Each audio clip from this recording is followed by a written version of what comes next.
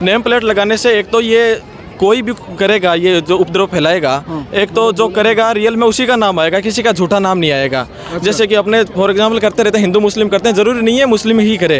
अगर कोई हिंदू भी करे, अगर फैलाना चाहे तो फिर उसका क्लियर पता चलेगा कि हाँ ये है, और करता अगर हिंदू है नाम मुस्लिम का आएगा। अगर मुस्लिम करता है तो फिर उसी का पता चलेगा, तो जो है उसका रियल में पता चले कि कोई झूठा ना फंसे। जो देश को आज़ाद कराया वो हिंदू मुस्लिम सिख ईसाई सबने मिलकर आज़ाद कराया। ये हमारे देश की जो मजबूती है इसको कमज़ोर करना चाहते हैं देश को। सरकार का निर्णय सही भी है, क्योंकि इसकी नौबत ही नहीं आती। अगर देखा जाए तो पिछले अपने जो सालों में कावड़ यात्रा निकली है, तो उन पर जिस प्रकार से हमले हुए और जिस प्रकार से जो उपद्रव हुआ था, उसको देखते हुए कि पहले से ही ये सब चीज़ क्लियर हो जाए, इसलिए सरकार का भी एक तरह से निर्णय ठीक है। ये जो भी है, नेम प्लेट लगाने से क्या बदलाव आ सकता है?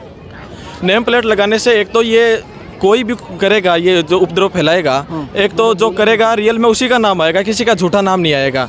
जैसे कि अपने फॉर एग्जांपल करते रहते हैं, हिंदू मुस्लिम करते हैं, ज़रूरी नहीं है मुस्लिम ही करे। अगर कोई हिंदू भी करे, अगर फैलाना चाहे तो फिर उसका क्लियर पता चलेगा कि हाँ ये है, और करता अगर हिंदू है नाम मुस्लिम का आएगा। अगर मुस्लिम करता है तो फिर उसी का पता चलेगा, तो जो है उसका रियल में पता चले कि कोई झूठा ना फंसे, तो वो भी ठीक रहेगा। जो भी किया सरकार के ऊपर ये आरोप लग रहा है, सरकार का बहुत सारे लोग जो विपक्ष है वो ये आरोप लगा रहे हैं कि जो हिंदू मुस्लिम के जो दुकान को बंद करने के लिए ये सब साजिश रचा जा रहा है। नहीं, ऐसा कुछ नहीं है जी। देखिए, सुरक्षा की दृष्टि से जो भी है ठीक है, और सुरक्षा को देखते हुए मेरी तरफ से ये निर्णय ठीक है। ठीक है, हाँ जी। तो दुकानदारी पर इसका कोई इफेक्ट पड़ने वाला है या नहीं? जी, मेरे ख्याल से नहीं पड़ेगा दुकानदारी पे कोई भी। जो भी है सुरक्षा की दृष्टि से किया गया है। ये मुसलमान की दुकान है, ये गैर मुस्लिम की दुकान है। अभी से बरसों पहले से हमारा ये चलता आ रहा था। हम सहारनपुर से बिलोंग करते हैं, वहाँ पर भी कोई भेदभाव नहीं है। हम हिंदू के साथ भी और मुसलमान के साथ भी सब मिल के आपस में रहते हैं। बिल्कुल। और व्यापार भी आपस में करते हैं। और जो देश को आज़ाद कराया वो हिंदू मुस्लिम सिख ईसाई सबने मिलकर आज़ाद कराया। ये हमारे देश की जो मजबूती है इसको कमज़ोर करना चाहते हैं। देश को कमज़ोर बनाना चाहते हैं, एक कम्युनिटी के खिलाफ बोल करके और एक के मुआफिक बोल करके ये हमें तोड़ना चाहते हैं और देश को ये कमज़ोर करना चाहते हैं। शिक्षा पर कोई बात नहीं हो रही है, शिक्षा कहाँ है? और यूपी बोर्ड में हमने भी इंटरमीडिएट किया है 2 साल पहले। वहाँ पे स्कॉलरशिप आ रही थी, वो स्कॉलरशिप भी ख़त्म कर दी गई। अब गरीब बच्चा क्या करेगा? 12 साल का होगा, अब एजुकेशन की तरफ नहीं जाएगा, वो काम की तरफ जाएगा। उसको पेट भी पालना है, अपने माँ बाप को भी पालना है। तो वही तो सरकार ये जो जनादेश लाई है वो तो सभी धर्मों के लोगों के लिए है, फिर भी कोई विशेष धर्म के लोग इसको क्यों ले रहा है अपने? अब सरकार इसलिए लाई है, इसलिए लाई है कि अभी पिछले दिनों में गोड्डा में हुआ है, ये 4 जवान शहीद हो गए हमारे। बिल्कुल। कोई बोलने वाला नहीं, बोल रहे हैं पीएम, कोई संसद में नहीं, कोई नहीं, बिल्कुल संसद बिल्कुल खामोश। वही तो।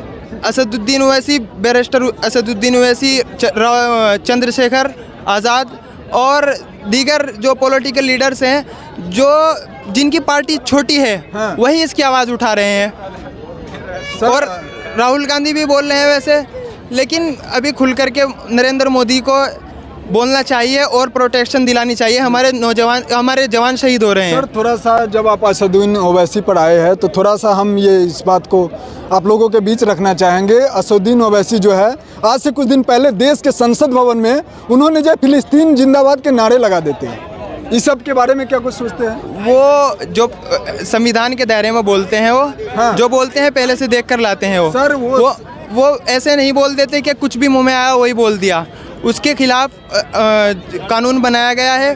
अभी संसद में कानून आया है, आपको भी पता होगा कि अब कोई जाति धर्म का नारा कोई नहीं दे सकता अब संसद में। लेकिन उससे पहले कानून नहीं था, तो उन्होंने बोल दिया। इस पे क्या आपत्ति है? फिर भी सर, अन्न खाते हैं अपने देश के भारत माता के, नहीं, फिर भी दूसरे देश के जयघोष करना कहाँ तक से? वो कहाँ है? वो मजलूम है। वो बिल्कुल फिलिस्तीन मजलूम है। अच्छा। और इसलिए उन्होंने मजलूमों की आवाज़ उठाई है।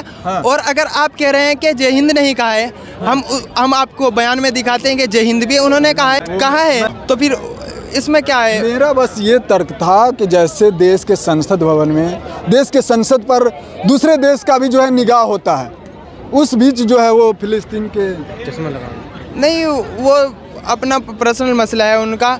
देखो अगर किसी पर जुल्म हो रहा है बिल्कुल, तो सभी उसको सपोर्ट नहीं करेंगे, क्योंकि अपनी भी जान की परवाह है। हमारा संदेश यही है सरकार से कि अगर इस देश को मजबूत बनाना है तो हिंदू, मुस्लिम, सिख, ईसाई सभी को हिस्सेदारी देनी होगी, सभी को अव्वल नंबर का शहरी बनाना होगा।